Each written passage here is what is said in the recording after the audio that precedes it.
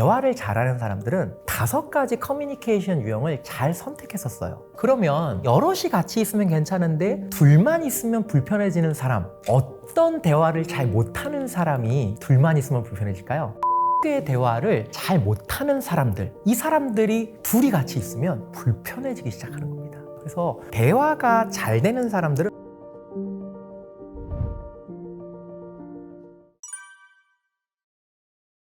다 같이 있을 땐 괜찮은데 둘이 있으면 어색해지는 사람, 어떤 특징이 있을까요? 우리가 친구들과 관계를 맺다 보면, 또 여러 사람과 관계를 맺다 보면 여러 가지 커뮤니케이션을 하게 됩니다. 근데 크게 대화를 잘하는 사람들은 5가지 커뮤니케이션 유형을 잘 선택했었어요. 사람은 이렇게 서로 대화를 나눌 때 첫 번째, 내가 주도해서 말을 해야 되는 상황들이 있습니다. 예를 들어 결혼을 하게 돼서 와이프, 내 신랑을 소개하는 자리라면 좀 적극적으로 내가 이야기를 해야겠죠. 말을 해야 되는 상황, 우리는 충분히 커뮤니케이션 상황에서 많이 겪게 됩니다. 두 번째는 들어야 되는 상황들이 있어요. 예를 들어 친구를 만났는데 이 친구가 감정적으로 너무 안 좋아요. 이 친구에게 이래라 저래라 이야기해야 되는 상황이 아니라 충분히 그 친구의 이야기를 들어줘야 되는 상황이죠. 세 번째는 좀 거리를 두고 멈춰야 되는 상황이 있어요. 우리가 대화를 하다가 뭔가 너무 감정적으로 격해지는 것 같다라고 하면, 야, 우리 얘기 여기까지만 하자. 더 얘기하면 싸움 날 것 같아. 이거 굉장히 중요한 대화의 기술이거든요.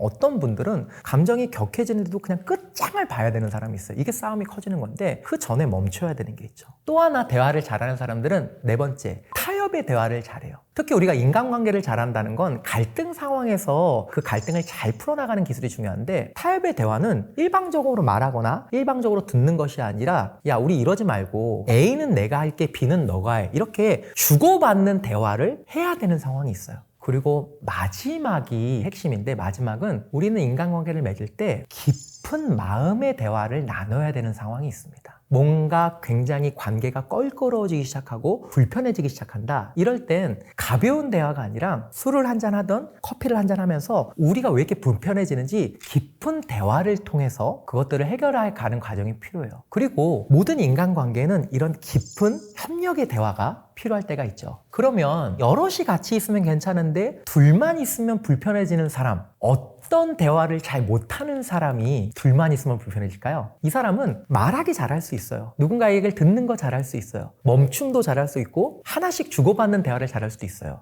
그런데 그 중에 5가지, 깊이 마음을 나누는 협력의 대화를 잘 못하는 사람들, 이 사람들이 둘이 같이 있으면 불편해지기 시작하는 겁니다. 우리가 여럿이 있는 관계들이나 여럿이 있는 대화들은 가벼운 수준의 대화들을 많이 할 수 있어요. 그리고 둘이 있을 때도 가벼운 수준의 대화를 할 수 있죠. 하지만 관계가 더 깊어지고 한 단계 더 나아간다는 건 피상적인 대화를 떠나서 마음에 있는 이야기들을 서로 나눌 수 있는 관계가 돼야 되는데, 그 대화가 살면서 익숙하지 않고 그런 대화를 많이 해보지 못한 사람들은 이런 협력, 마음을 깊이 나누는 대화들을 잘 못하게 되는 거죠. 둘 중에 한 명이 이런 대화를 잘 못하게 돼도 이런 어색함들은 나타나게 됩니다. 우선은 질문하는 게 필요한데, 우리가 일상에서 많은 질문들을 하잖아요. 근데 기본적으로 첫 번째로 대화가 잘 되는 사람들은 마음을 여는 질문들이 많이 오고 가요. 근데 같이 있으면 좀 어색해지는 사람들은 마음이 닫히는 질문들이 많이 오고 가요. 마음이 닫히는 질문들은 뭐냐면, 질문 자체가 얘기를 길게 끌고 가기 어려운 질문들. 예를 들어볼까요? 별일 없어?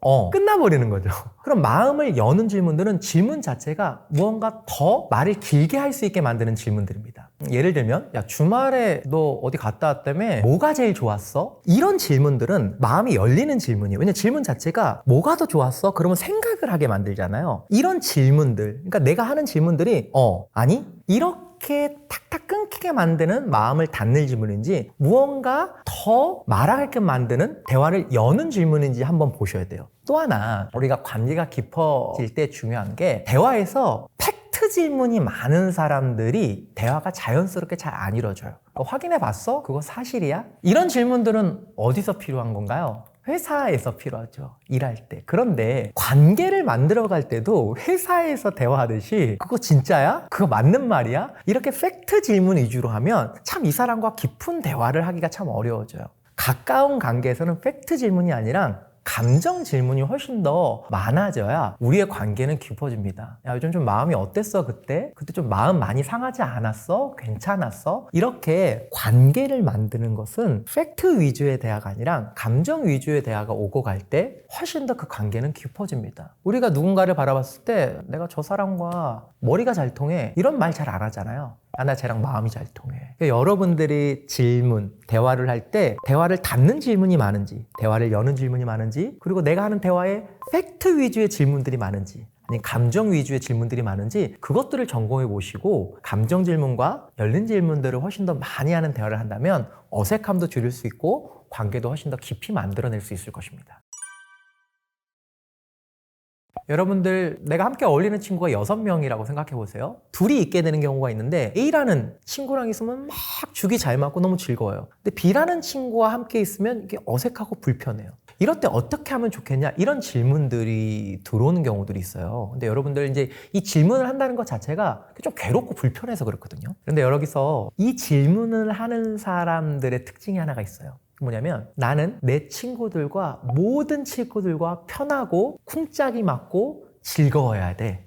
나는 6명이 있는 모든 친구와 1대1로 있을 때 즐겁고 마음이 편안해야 돼. 여러분 보세요. 6명인 모든 친구와 1대1로 있을 때 그러면 좋겠죠. 그런데 어떤 친구하고는 같이 있을 때 불편하고 어색할 수 있다는 걸 그냥 받아들이는 거 굉장히 필요합니다. 저도 이런 직업을 가지고 있다 보니까 모든 인간관계가 완벽해야 돼 이런 생각이 들 때가 있어요. 근데 내 안에 어떤 사람과 불편해지고 어색해지고 갈등이 생기면 계속 제 안에서 올라와요. 너가 전문가로 활동하면서 어떻게 갈등이 있을 수 있어? 근데 여러분들 저는 아내와 친구들과 갈등이 없을까요? 때론 어색해지는 것들을 풀어내는 노력이 필요하지만 그런 일들은 충분히 일어날 수 있죠. 그래서 그런 질문을 하시는 분들은 친구들하고 있을 때 모든 친구들하고 1대1로 있을 때 편하고 좋기만 할 수 없다는 그 현실을 받아들이는 것이 굉장히 필요합니다. 인간관계에서 힘들어하는 사람들 중에 흑백 논리적 사고를 가지고 있는 사람이 있어요. 뭐냐면 인간관계를 크게 2가지로 봐요. 나를 좋아하는 사람, 나를 싫어하는 사람. 이 사람들은 나를 좋아하지 않는 사람은 나를 싫어하는 사람이에요. 쟤가 나를 좋아하는 것 같아. 굿. 근데 쟤 나 좋아하지 않아. 그러면 싫어하는 사람이지.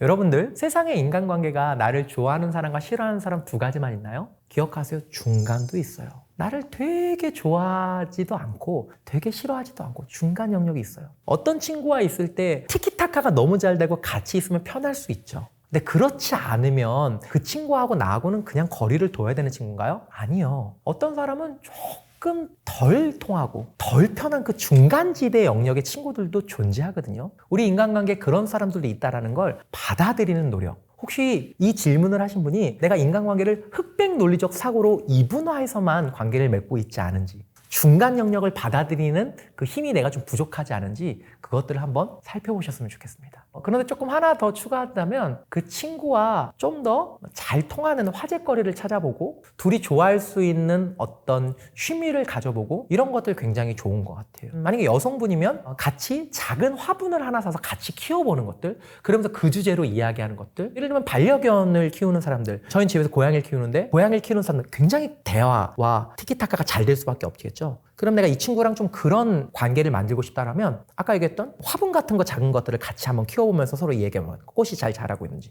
아니면 음악 같은 걸 공유해서 같이 들어보면서 음악 얘기를 한다든지 그런 작은 공통적인 카테고리를 만들어서 활동을 하는 노력을 같이 해보시면 중간 영역도 인정하면서 그것이 조금 더 나아지는 경험도 할 수 있는 아주 좋은 경험을 할 수 있을 것입니다.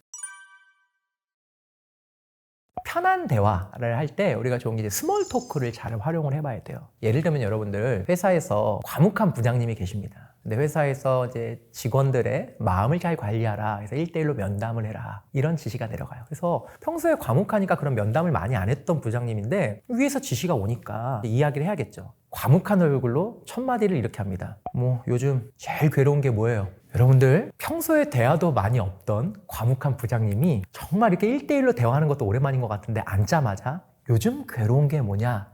라고 물어봤을 때 그 분위기에서 본인의 괴로운 것들을 솔직하게 털어놓을 수 있는 사람이 얼마나 될까요? 소개팅을 나갔는데 처음 인사하자마자 커피 한 잔을 마시고 인생의 비전이 어떻게 되세요? 라고 남자분이 물어본다면 이 영상을 보는 여자분들 호의 감정이 막 올라가나요? 아니면 불호의 감정이 올라가나요? 데이트도 대화도 관계도 한 걸음씩 나아가는 것입니다.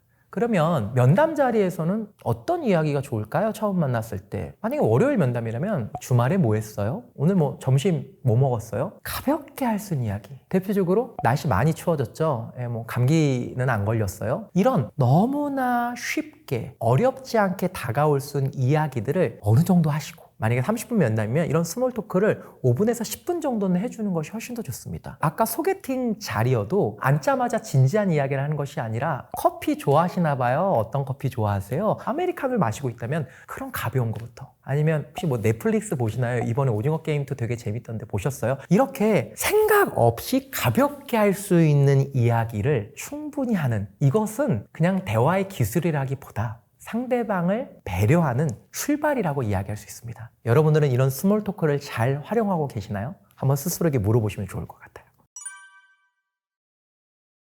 우리가 아무리 친해도 함부로 내뱉으면 안 되는 거, 누군가에 대한 부정적인 관점을 너무 자주 드러내는 것. 이것이 왜 문제가 될까요? 그런 이야기가 너무 반복되면 누구나 다 이런 생각을 합니다. 이 사람 다른 데 가서 나에 대한 좋지 않은 이야기도 또 하는 거 아니야? 그리고 부정적인 말은 뇌과학적으로 봐서도 굉장히 조심해야 되는데, 이 부정적인 말이 뇌의 감정을 맡고 있는 변연계를 굉장히 강하게 자극합니다. 이 변연계가 아주 활성화되면 문제가 뭐냐면 이성적인 기능이 잘 발휘되지가 못해요. 그러니까 우리가 부정적인 상황에선 가장 중요한 게 차분하게 흥분을 가라앉히고 이성적으로 우리가 생각하면서 이야기하는 것이 너무나 중요한데, 이 부정적인 말 자체가 이 변연계를 활성화시켜서 이성 기능을 자꾸 떨어뜨린다는 거죠. 그래서 부정적인 말을 많이 하는 사람들과 같이 있으면 올바른 판단과 선택을 하기가 쉽지가 않아요. 기본적으로 우리가 이런 부정적인 감정에 얼마나 영향받냐? 대부분 영향받지 않는다고 생각할 수 있어요. 하지만 그렇지 않습니다. 면접관들을 대상으로 한 유명한 실험들이 있어요. 무더운 날 면접관들에게 의도적으로 연구팀이 그 막 35도가 되는 그 무더운 날 미지근한 물을 탁 쥐어줘요. 받는 순간 면접관들이 좀 짜증이 나죠. 그래서 탁 들어가서 이제 면접 결과들을 작성을 합니다. B팀은 시원한 얼음물. 받는 순간 기분이 좋아. 아우, 얼음물 너무 좋네. 그리고 나서 두 면접 결과를 계속 비교해 보는데 한쪽 팀의 점수가 높게 나와요. 반복적으로 연구를 해봐도. 어느 쪽일까요? 얼음물 받은 팀이에요. 그런데 이 연구의 핵심은 지금부터인데, 그 미지근한 물을 받은 분들에게 이야기를 했어요. 혹시 저희가 드렸던 미지근한 물이 면접에 영향을 끼쳤냐? 여러분들 이 이야기를 들은 면접관들이 펄쩍 뛰었어요. 사람을 뭐로 보고 나한테 그런 말을 하냐? 미지근한 물 받아서 좀 기분이 상한 건 사실이다. 하지만 그것 때문에 면접 점수를 짜게 줄 그런 사람 나 아니다. 그런데 재밌는 건 반복적으로 연구해도 미지근한 물팀이 면접 점수가 그쪽에 들어간 사람들이 더 낮게 나와요. 여러분들, 우리는 감정에 지배당합니다. 그런데 감정에 지배당하는 것은 무의식적인 현상이에요. 내가 지배당하고 있다는 걸 의식하지 못해요. 그러니까 나는 아니라고 하지만 결과는 그렇게 나옵니다. 이유가 뭐예요? 이 부정적인 감정 자체가 이성적인 기능을 떨어뜨리는 아주 큰 작용을 하기 때문입니다. 그래서 그 말, 여러분들은 조심하시고 너무 많이 내뱉지 않는 그런 선택들을 하셔야 합니다. 같이 있으면 좋은 친구, 어떤 친구일까요? 어떤 분이 이런 고민을 하고 있습니다. 이 관계가 일방적인 것 같은, 늘 나만 연락하고 내가 연락 안 하면 이 관계가 끊어질 것 같은, 얘는 항상 바빠. 근데 한 번씩 보면 나 빼고 다른 사람들은 잘 만나는 것 같아. 서운한 감정이 계속 쌓여. 이런 고민을 하고 있는 사람이 있다면 이 관계 어떻게 해야 될까요? 자, 우선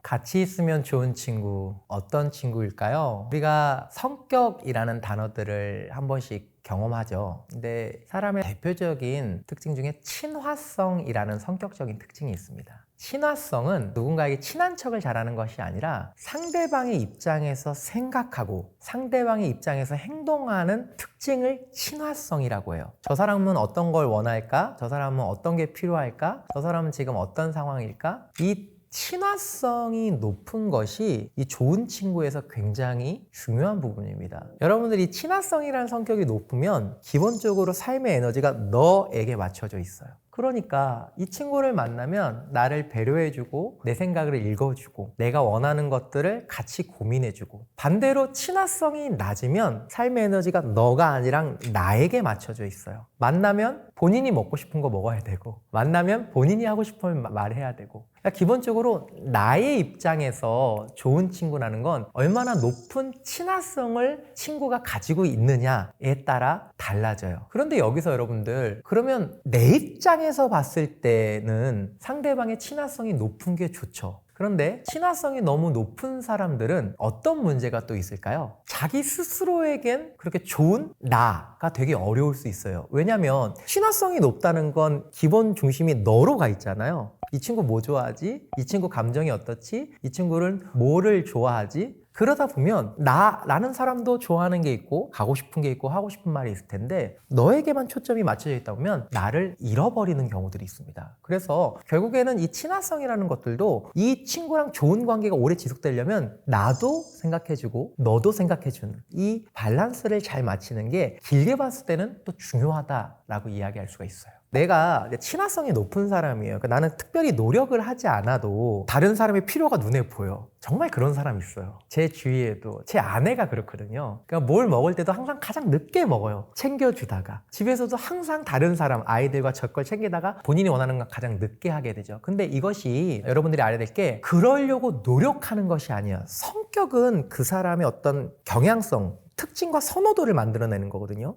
그러니까 친화성이 높은 사람들은 그러려고 하지 않아도 그게 눈에 보이고 그렇게 해야 마음이 편해져요. 그러니까 그 사람들은 누군가를 위해서 배려하는 것이 에너지를 엄청나게 쓰는 것이 아니에요.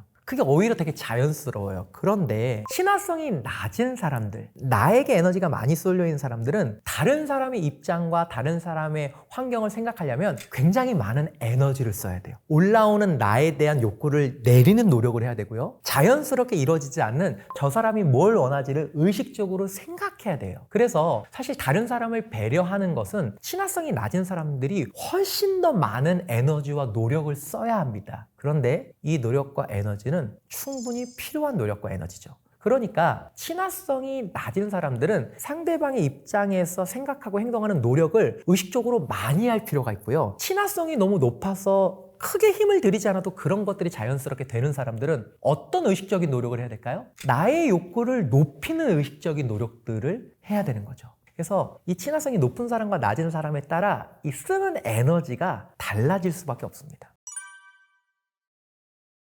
심리학에서 연구되어 있는 재밌는 개념 중에 드라이버라는 개념이 있어요. 사람마다 그 사람의 인생에 활력을 주고 그 사람을 인생을 힘있게 운전하는 그 핵심적인 심리적인 요소들이 있다는 거예요. 심리학에서 밝힌 드라이버는 크게 세 가지입니다. 첫 번째가 완벽하라요. 이 사람은 모든 것들이 완벽해야 삶에서 가장 큰 힘을 발휘해요. 동기부여도 완벽한 상황에서 나타나고요. 두 번째는 남을 기쁘게 하라요. 이런 사람들은 주위 사람들이 나 때문에 기쁠 때 삶에 큰 활력을 얻어요. 세 번째는 강해져라가 드라이버인 사람이 있어요. 이 사람들은 혼자 그 어떤 어려움도 주위 사람들에게 도움을 요청하지 않고 이를 악물고 혼자 해내는 것, 거기서 큰 쾌감도 얻고요. 이 사람에게 큰 드라이버로 작용합니다. 네 번째 드라이버는 뭐냐면요, 열심히 시도하라. 이 사람은 이것저것 새로운 것을 열심히 시도할 때 그 사람의 삶의 가장 큰 활력과 드라이버가 돼요. 마지막은 서둘러라. 이 사람은 짧은 시간 내에 서둘러서 효율적으로 많은 일들을 해낼 때 삶이 가장 활력이 있어요. 구독자 여러분들은 이 5가지 중에 내 삶을 쫙 힘있게 움직이는 드라이버가 어떤 것인가요? 자, 이 드라이버를 분석해 오면 평소에 연락을 잘 안 하는 사람의 특징들이 나와요. 이 드라이버 중에 친한 것 같은데 평소에 연락을 잘 하지 않는 사람은 어떤 드라이버를 많이 쓰는 사람이냐? 열심히 시도하라. 이 사람은 기본적으로 바빠요. 부동산 자격증도 땄다, 미라클 모닝으로 아침 5시에 일어났다, 영어 공부도 했다, 스페인어 공부도 했다, 끊임없이 새로운 것들을 도전하는 삶이 강력한 드라이버예요. 그 안엔 나라는 사람의 욕구를 충족하는 가장 큰 원동적인 힘이 있죠. 그러니까 삶에서 새로운 것을 시도하고 새로운 것을 도전하는 과정에서 만약에 내 가까운 사람이 그 안에 들어오지 않고 벗어나 있는 경우들이 있어요. 왜냐하면 늘 새로운 것들을 시도하고 도전하는데 에너지를 다 쓰다 보니까 저녁에는 일찍 뻗고, 이 사람들의 특징이 바쁘거든요. 그 바쁜 가운데 친한 친구에게 연락하는 것이 뜸해지는 것이죠. 그런데 남을 기쁘게 하라가 높은 드라이버로 작용하는 사람은 내 주위의 소중한 몇몇이 그렇게 인생에서 중요하고 늘 그 사람들이 생각나거든요. 그래서 나는 열심히 시도하라는 드라이버, 나는 삶에서 막 도전하고 그런 것들이 없어요. 그렇게 에너지를 많이 쓸 게 없어. 하지만 난 중요한 게 뭐예요? 남을 기쁘게 하라. 내 주위의 소중한 사람들을 기쁘게 하는 게 굉장히 큰 드라이버인데, 그런데 이게 남을 기쁘게 하라도요, 계속 퍼주기만 할 수 없거든요. 이게 결국엔 돌아오지 않으면 현타가 와요. 난 언제까지 이런 관계만 가져야 되지? 그런데 그 열심히 시도하라 드라이버를 많이 쓰는 사람들은 오늘도 여전히 바쁘기 때문에 친구가 나에게 이런 서운한 마음을 갖고 있는 것조차 모를 가능성이 높습니다. 그래서 여러분들, 친한 것 같은데 평소에 연락을 잘 안 하는 사람은 이 친구가 어떤 드라이버를 강하게 사용하는 사람인지, 혹시 열심히 시도하라란 드라이버로 삶이 꽉 차 있진 않은지 그것을 한번 살펴볼 필요가 있어요. 어떤 분이 이런 고민을 하고 있습니다. 이 관계가 일방적인 것 같은, 늘 나만 연락하고 내가 연락 안 하면 이 관계가 끊어질 것 같은, 얘는 항상 바빠. 근데 한 번씩 보면 나 빼고 다른 사람들은 잘 만나는 것 같아. 서운한 감정이 계속 쌓여. 이런 고민을 하고 있는 사람이 있다면 이 관계 어떻게 해야 될까요? 자, 우선 내 마음을 잘 들여다보셔야 돼요. 내가 이 친구에게 이런 고민을 하고 있다는 거, 이미 이런 부분 때문에 상처받은 것이 한두 번이 아닐 텐데 이런 고민을 하고 있다는 것 자체가 뭐예요? 이 친구에게 애정이 있다는 거죠. 만약에 내 주위에 있는 많은 관계 중에 이 친구가 나에게 상처를 주고 나에게 소홀하는 것 때문에 내가 참 많이 서운하지만 그래도 이 친구는 나에게 소중한 사람이야, 이 친구와 관계를 깊이 이어나가고 싶어 라고 한다면 이 친구에게 이 마음을 솔직히 표현해 볼 것을 저는 권장합니다. 실제로 많은 인간관계들을 보면 서서히 손절되는 관계들이 있어요. 그런데 이렇게 남을 기쁘게 하라 유형의 특징이 뭐냐면요, 이런 직언을 잘 못해요. 왜? 이런 직언, 네가 그렇게 해서 내가 속상해 라는 말 자체가 그 사람을 불편하게 할 수 있다는 그 생각 때문에 남을 기쁘게 하라 라고 하는 드라이버에 확 사로잡혀 있으면 그 사람을 조금이라도 불편하게 만드는 말을 어려워해요.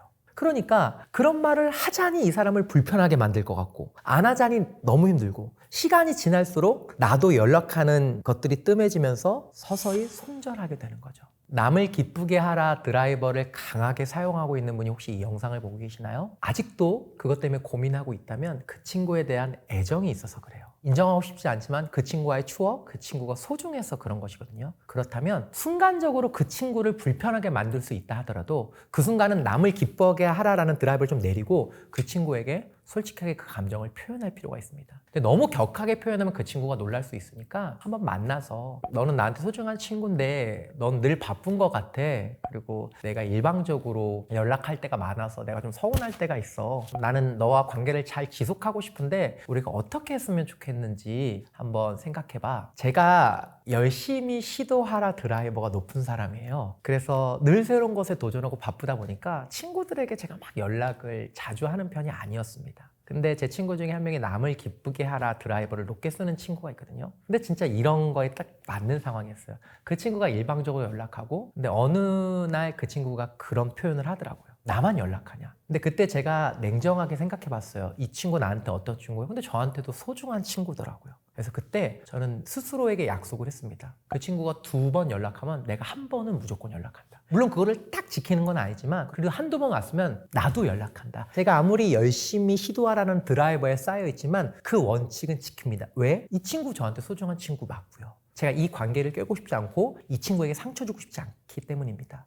열심히 시도하라는 드라이브를 사용한다고 해서 그 친구가 관계를 파괴적으로 이끌어가고 싶지 않을 수 있어요. 왜냐면 사람은 또 소중하게 여기는 사람들이 많기 때문에 너무 열심히 시도하는 것들이 많아서 미처 그 친구의 마음을 헤아리지 못하는 경우가 많을 수 있습니다. 그때 표현해 주셔야 돼요. 제 친구가 저에게 그런 것들을 표현했던 것처럼. 그리고 열심히 시도하라 드라이버를 쓰고 있는 분이 이 영상을 보고 있다면 혹시 여러분들의 인생에서 열심히 시도하는 것만큼 주위 사람들과의 관계도 중요하다면 여러분들도 남을 기쁘게 하라는 드라이버를 조금 더 의식적으로 높여서 사용할 필요가 있습니다. 내향인 분들 중에 전화 통화하는 것 자체를 굉장히 불편해하는 사람들이 있어요. 그리고 톡을 많이 주고받는 것들을 좀 힘겨워하는 사람들도 있습니다. 그러니까 내향인 분들은 기본적으로 좀 에너지가 일찍 소진되는 측면이 있기 때문에 만약에 에너지가 좀 일찍 소진되는 분들은 그렇게 관계에 쏟는 에너지도 이 사람을 힘들게 할 수 있기 때문에 그런 것들이 좀 소극적으로 할 수 있는 것들이죠. 내향인 분들이 연락을 자주 안 한다면 그런 특징이 있는 거고요. 외향인 분들이 연락이 좀 뜸하다 라고 하는 것들은 너무 자기에게 몰입되어 있을 때 그렇습니다. 외향적인 사람들은 기본적으로 나를 보는 시간들이 워낙 많거든요. 그럼 반대로 내향인 분들이 연락을 많이 하는 경우는 어떤 경우일까요? 내향인 분들이 연락을 많이 하는 경우는 적은 인원들과 깊은 관계를 선호하거든요. 그래서 내가 에너지 레벨만 괜찮다면 그 내 범위 안에 있는 깊은 관계의 사람들을 자주자주 챙기는 사람들입니다. 그래서 그분들은 그 작은 사람들에게 에너지를 많이 쏟게 되죠. 외향인인 사람들이 연락을 자주 한다. 이건 뭘까요? 외향인 사람들은 사람들과 교류하면서 그 에너지 자극에 힘을 얻는 사람이기 때문에 외향인들이 에너지를 많이 할 땐 내 주위의 사람들과 서로 교류하고 자극을 주고받으면서 힘을 얻고 싶을 때 그런 상황에 놓였을 때는 연락을 자주 하게 되겠죠. 그래서 외향과 내향이 연락을 많이 하게 될 때, 자주 하게 될 땐 그런 성격적인 특징들이 있습니다. 이 대화를 할 때 어떤 걸 제가 이야기했을 때 그 이야기가 이어지지 않고 끊어지는 친구가 있어요. 예를 들면 야, 나 어저께 영화 봤는데 재밌더라 이렇게 얘기했을 때 진짜 나한테 관심 있는 친구는 야 무슨 영화인데? 야, 뭐 봤는데 나한테도 얘기해줘. 이거는 기본적으로 나한테 관심이 있고 내가 하는 이야기에 연속적으로 질문을 던지잖아요. 근데 나한테 관심이 없는 친구들은 야, 나 어저께 영화 봤는데 재밌더라 그랬더니 그랬어? 탁 끊기는 거야. 그러니까 내가 했던 말에 연속되는 질문들을 하느냐 안 하느냐는 이 관계에서 굉장히 중요합니다. 그런데 최악의 친구는 어떤 친구냐면요. 내가 어떤 말을 했을 때 자기의 이야기로 바꾸는 거예요. 예를 들면 야, 나 어저께 영화 봤는데 되게 재밌더라. 그래? 야, 근데 오늘 뭐 먹을 거야? 어떤 친구는요. 내가 어떤 이야기를 했을 때 내 이야기에 살을 붙여서 질문을 하고 이야기를 확장시키는 것이 아니라 내가 어떤 이야기를 하면 그 얘기가 탁 잘라지고 자기의 이야기로 넘어와요. 이 친구와 계속 관계 맺는 거 정말 쉽지 않습니다. 진짜 나를 생각하고 배려하고 나를 좋아하는 친구라면 내가 어떤 이야기를 했을 때 그 이야기에 연속되는 질문들을 던져주고 이 이야기를 확장시켜주는지 아닌지 그것들을 한번 체크해 볼 수가 있습니다. 그리고 혹시 그런 친구가 있다면 그리고 그 친구의 관계가 소중하다면 이런 이야기를 한번 해주는 것도 필요해요. 그러니까 너가 그렇다라고 얘기하보다 야 내가 책가삼이나 유튜브를 봤는데 관계가 깊어지려면 어떤 이야기를 했을 때 그 이야기가 확장되는 질문들을 주고받으면 대화가 더 풍성해진대. 우리 한번 그렇게 대화해보면 어때? 이렇게 제안해줘서 그 친구도 민망하지 않게 내가 좀 너무 내 이야기로 늘 가지고 왔나? 자각도 하고 그 친구도 좀 상대방의 이야기를 확장할 수 있는 기회를 준다면 그 친구도 훨씬 더 다양한 사람들과 좋은 관계를 맺는데 도움이 되지 않을까 그런 생각도 해봅니다. 사람이 변할까요? 안 변할까요? 여러분들 이 질문은 많은 논란이 있죠. 근데 제가 한번 이런 질문 해볼게요. 예전에는 참 익숙하지 않고 너무 어려웠던 것들인데 지금 쉽게 잘하고 있는 것 있으신가요? 예를 들면 난 이런 거 잘 못하나 봐 했는데 지금은 어렵지 않게 잘하고 있는 거. 제가 이런 질문을 강연 현장에서 보면 많은 분들이 이런 이야기해요. 저 예전에 낯선 사람에게 말 거는 거 너무 힘들었는데 지금은 그래도 곧잘 해요. 제가 사람들 앞에서 발표하는 거 진짜 심하게 떨었는데 자주 하다 보니까 지금은 그래도 어렵지 않게 곧잘 해요. 사람은 고정되어 있는 존재가 아닙니다. 사람은 더딜 수 있지만 조금씩 좋아지고 변화되어지는 존재입니다. 믿을 만한 친구, 나를 배신하지 않을 친구의 특징은 드라이버로 보면 남을 기쁘게 하라가 어느 정도 높은 사람, 성격으로 보면 친화성이 어느 정도 높은 사람. 근데 남을 기쁘게 하라, 친화성 이 두 가지가 성격적인 면이고 드라이버라는 관점에서 보는 부분이지만 후천적인 노력으로 조금씩 올릴 수가 있습니다. 사람은 성인이 되면서 이성적인 기능이 커집니다. 어떤 게 옳은지, 어떤 게 옳지 않은지, 내 성격적인 부분에서 어떤 게 좀 약한 건지. 그래서 의식적인 노력으로 그래 이럴 때는 내가 저 사람 입장에서 생각해 봐야지. 내가 이 상황에서는 남을 기쁘게 하라는 드라이버를 좀 사용해 봐야지. 이런 의식적인 노력을 충분히 해주는 것만으로도 아주 탄탄한 관계들을 만들 수 있습니다. 이 두 가지가 너무 높은 사람이면 좀 낮게 만들 수도 있지만 이게 낮은 사람들이 많거든요. 이 두 가지를 적절선으로 올릴 수 있는 사람, 그리고 이 친구가 참 이 두 가지가 낮았는데 시간이 지날수록 노력해서 올라가는 사람이다. 이 친구는 충분히 내가 믿고 곁에 두고 나를 배신하지 않을 사람이라고 추천드리고 싶습니다. 누군가를 대할 때 아무나 만만하게 보지 않죠. 가장 많은 사람들이 굽신거리는 유형은 나는 부족해, 나는 안 돼, 너는 괜찮아. 이것이 왜 문제가 되냐면요. 그렇게 자기 자신은 한없이 작게 보고 다른 사람을 크게 보는 사람을 자기도 모르게 만만하고 쉬운 사람으로 해석하는 경향들이 있습니다. 그래서 쉬운 사람이 되지 않으려면 책과 삶 구독자 여러분들 안녕하세요. 심리학을 주제로 글을 쓰고 기업에서 강의를 하고 있는 정성훈 작가라고 합니다. 사람들이 누군가를 만만하게 본다. 누군가를 대할 때 아무나 만만하게 보지 않죠. 그래서 나를 만만하게 본다는 건 나에게 어떤 모습과 특징이 있길래 나를 만만하게 보는 거지? 라는 것들을 한번 생각해 볼 필요가 있습니다. 참 너무나 복잡하고 광범위한 개념이죠. 심리학에서 나라는 개념이 만들어지는 여러 가지 핵심 중에 핵심은 관계입니다. 사람은 태어날 때 내가 어떻다라는 것들을 스스로 생각하면서 자라나기 어렵습니다. 누군가 이야기해주는 모습들이 나의 자아상을 만들게 됩니다. 수많은 관계 속에서 이루어지는 말, 이 말들이 쌓여서 나라는 이미지를 만들어내거든요. 나를 만들어내는 말은 크게 세 가지 말이 있습니다. 첫 번째는 비교의 말, 두 번째는 남들이 나에게 했던 말, 세 번째는 내가 나 스스로에게 했던 말. 이 세 가지 말들이 나에게 쌓여서 나라는 사람의 이미지가 만만한 사람으로 나타날 수도 있고 만만하게 보지 못하는 사람이 될 가능성도 생기게 되는 것이죠. 자, 첫 번째 한번 볼까요? 비교하는 말. 우리는 관계를 통해서 나라는 자아상을 만든다고 하는데요. 심리학 연구들을 보면 나보다 잘난 사람을 봤을 때 무기력해지는 사람이 있어요. 그런데 어떤 사람이 있냐면 나보다 잘난 사람을 봤을 때 그것에 자극을 받아 더 열심히 노력하는 사람이 있습니다. 우리는 살면서 늘 나보다 잘난 사람을 보게 될 테인데 그때마다 무기력해지는 쪽으로 가면 우리는 다른 사람들이 나를 볼 때 쉽게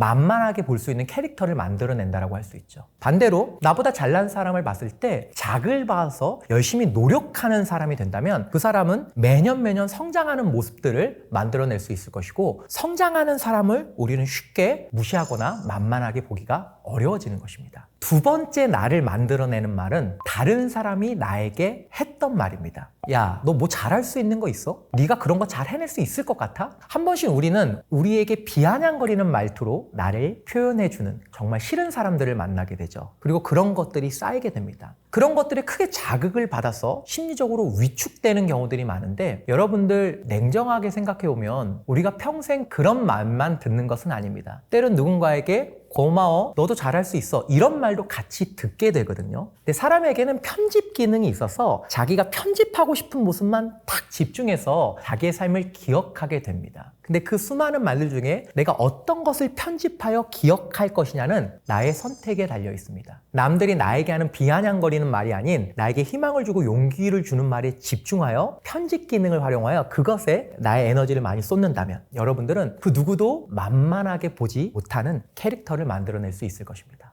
세 번째 나를 만들어내는 말은 내가 나 스스로에게 하는 말입니다. 예일대학교의 존 바그 교수는 우리의 말이라는 것 자체는 뇌를 자극해서 그것을 행동하게 만들어내는 힘이 있다라고 많은 연구를 통해서 밝혀냈습니다. 움직일 거야 라고 말을 내뱉는 순간 우리 뇌는 움직일 준비를 하는 것이죠. 그래서 내가 여러 가지 상황에서 내 스스로 어떤 말들을 내뱉는지는 나라는 자아상을 만드는데 굉장히 중요한 포인트를 가지게 됩니다. 좋은 사람 무엇일까요? 좋은 사람의 첫 번째 기준은 내가 내 스스로에게 좋은 사람이 돼야 되는 것입니다. 그런데 좋은 사람의 기준이 내가 나 스스로에게 좋은 사람이면 안 되죠. 그걸로 끝나면 안 되고 다른 사람에게도 좋은 사람이어야 되죠. 그런데 우리 주위에 보면 참 자기 자신에겐 좋은 사람이에요. 늘 나를 격려하고 날 칭찬해줘요. 하지만 다른 사람에겐 그런 것이 인색한. 자기가 실수하면 괜찮아. 근데 다른 사람이 실수하면 그건 안 돼. 이런 사람은 좋은 사람이라고 보기 좀 어렵습니다. 근데 여기서 이제 쉬운 사람은 어떤 사람일까요? 자기를 굉장히 힘들게 해요. 자기의 실수는 잘 용납하지 않아요. 본인의 실수는 스스로 닥달을 해요. 또 실수했냐라고 스스로를 몰아붙여요. 그런데 다른 사람의 실수에는 한없이 관대한 사람들이 있어요. 이것이 왜 문제가 되냐면요. 여러분들, 사람들은 이렇게 서열을 만들려고 하고 양육강식의 세계에 익숙해지기 때문에 그렇게 자기 자신은 한없이 작게 보고 다른 사람을 크게 보는 사람을 자기도 모르게 만만하고 쉬운 사람으로 해석하는 경향들이 있습니다. 사람은 영적인 존재라 그런 것들을 느끼거든요. 이 사람이 내면이 단단하고 자기 스스로를 가치 있게 여기는 사람인지 아닌지는 관계를 맺다 보면 충분히 그 사람이 느끼게 됩니다. 그래서 쉬운 사람이 되지 않으려면 나에게도 좀 관대하고 좀 나에게도 충분히 격려하는 그 모습을 가지고 다른 사람을 관대하게 대하는 사람, 굉장히 중요하다라고 할 수 있겠습니다.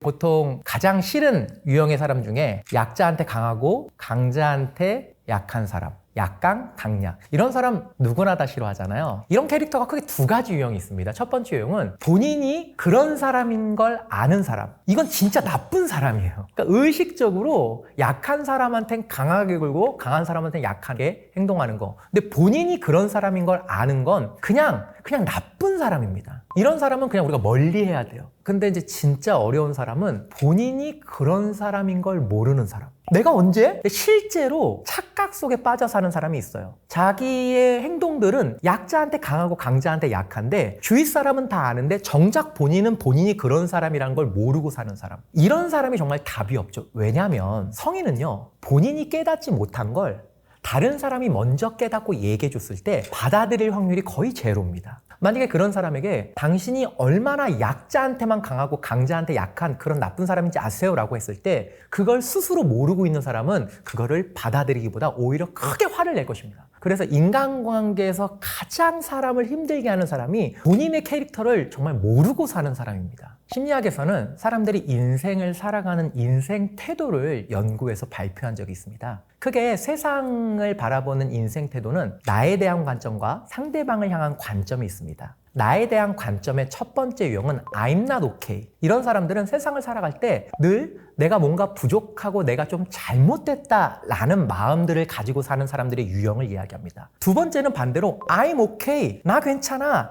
나 할 수 있어. 이런 태도를 가지고 살아가는 사람들이 있습니다. 이런 사람들은 내가 최고야. 내가 잘났다가 아니에요. 나 부족한 점 있어. 하지만 최선을 다하면 괜찮은 결과를 만들어낼 수 있어. 이런 I'm okay의 태도를 가지고 있는 사람이 있어요. 가장 우울한 사람, 가장 많은 사람들이 굽신거리는 유형은 이 조합에서 어떤 유형일까요? 그렇죠. I'm not okay, you are not okay. 나도 부족해, 하지만 너도 아니야. 특히 이 두 가지 중에 자학이 굉장히 많습니다. 굽신거리는 유형은 좀 어떤 유형이 많을까요? I'm not okay, you are okay. 나는 부족해, 나는 안 돼, 너는 괜찮아, 너는 최고야. 이 유형이 굉장히 인생을 굽신거리면서 살아가요.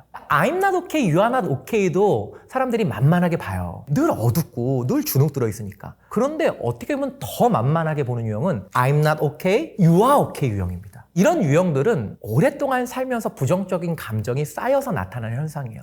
그럼 우리가 인생을 바꾸려면 어떤 인생 태도를 선택해야 될까요? 가장 좋은 건 I'm okay, you are okay. 나 완벽하지 않아. 하지만 이만하면 괜찮아. 나 노력하고 있잖아. 너도 괜찮아. 너도 때론 실수하지만 그만하면 괜찮아. 이 I'm okay와 you are okay의 태도를 가지고 살아가는 사람이 가장 활력이 넘치고 인생의 성공의 가능성이 높은 사람들입니다.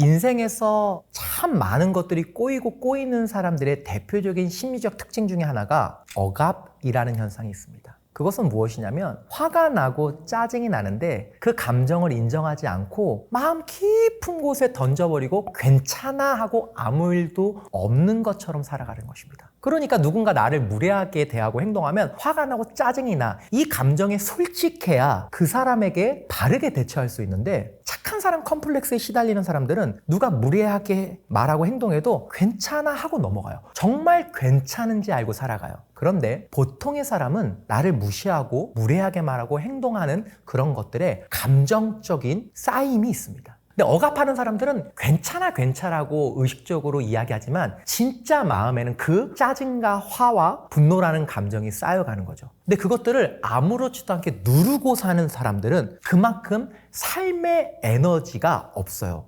왜냐하면 우리는 활력 있게 살려면 내가 갖고 있는 에너지를 왕성하게 써야 되는데, 그런 감정적인 억압이 많은 사람들은 그 실제로 내 안에 느끼는 감정들이 올라올 때마다 괜찮아 하면서 누르고 사는 사람들이거든요. 근데 이분들의 문제는 그런 감정이 쌓이고 쌓이다가 도저히 참을 수 없는 상태가 되면 폭발하게 된다는 거죠. 그래서 그런 일들을 아무 일도 없는 것처럼 웃으면서 넘어가는 것은 우리 마음 건강 차원에서 봤을 땐 결코 좋은 방법이 아닙니다. 내가 법정 스님 정도의 높은 해탈한 차원이 아니라면요. 여러분들, 사람은 감정의 동물이죠. 그래서 상대방이 정색하면서 감정적으로 표현을 하면 상대방은 내가 했던 행동과 말을 생각하기 어려워집니다. 그 사람의 정색하고 있는 표정, 이 사람이 나에게 보이고 있는 감정 반응에 집중을 해요. 그러면 상대방은 내가 이 사람을 화나게 했다라기보다 이 사람이 지금 나를 공격한다 라고 해석하고 받아들여서 같이 공격할 태세를 취하게 돼요. 그래서 정색하는 것은 때론 필요하지만 기본적으로 무례하게 행동하고 말하는 사람에겐 우선 첫 번째론 차분하게, 하지만 단호하게, 저는 부드럽지만 단호한 부단 화법이라고 제가 표현을 하는데요. 부드럽지만 단호하게 이야기하는 훈련이 우리에겐 굉장히 많이 필요합니다. 예를 들어 무례하게 말하는, 좀 선을 넘는 후배가 있다면 누구누구님 그렇게 행동하는 건 선을 넘는 행동이에요? 라고 부드럽지만 단호하게, 지금 이 정도로 이야기했을 때는 상대방이 공격받는다는 느낌을 주지 않거든요. 그러니까 내가 정색하지 않고 상대방이 공격당한다고 느끼지 않는 선에서 부드럽지만 단호하게 이야기할 필요가 있습니다. 근데 여기서 그렇게 이야기했는데도 안 될 때는 어떡합니까? 라고 할 땐 한 번씩 정색이라는 강한 강펀치를 한 번씩 날리는 것도 저는 필요하다고 생각합니다. 하지만 이것은 생각보다 큰 싸움으로 이어질 수도 있다는 위험성이 있기 때문에 적절하게 사용하는 지혜와 선택이 필요합니다. 대놓고가 아니라 은근히 무시하는 사람, 그 사람은 그런 표현과 화법이 내가 어떻게 하면 교묘하게 이 사람을 열받게 할까라기보다 살아오면서 그런 좋지 않은 말과 행동들이 몸에 배어있는 경우들이 많거든요. 그럴 경우에는 한 번씩 우리 직면이라고 하는데, 그 사람의 그 행동이 얼마나 누군가를 불편하게 만드는지 확실하게 면전에서 이야기해 줄 필요가 있습니다. 이 사람에겐 전 좀 덜 배려하라고 말씀드리고 싶어요. 왜냐면 정말 살면서 나의 행동이 상대방을 불편하게 한다는 걸 좀 의식하지 못하는 사람들은 부드럽고 단호한 화법으로 그 사람과 소통하는 게 필요하지만, 이미 몸 안에 은근히 사람을 무시하는 화법을 가지고 있다면 이때 필요한 게 정색이죠. 그런데 많은 분들이 이게 만약에 회사에서 직장 상사일 경우에는 어떡하나요? 라고 질문하는 경우가 있어요. 여러분들, 직장 상사일 경우에도 한 번씩 정색하는 게 효과가 있습니다. 예전에 제 친구가 군 생활을 할 때 군대 고참들이 좀 많이 괴롭힌 거예요.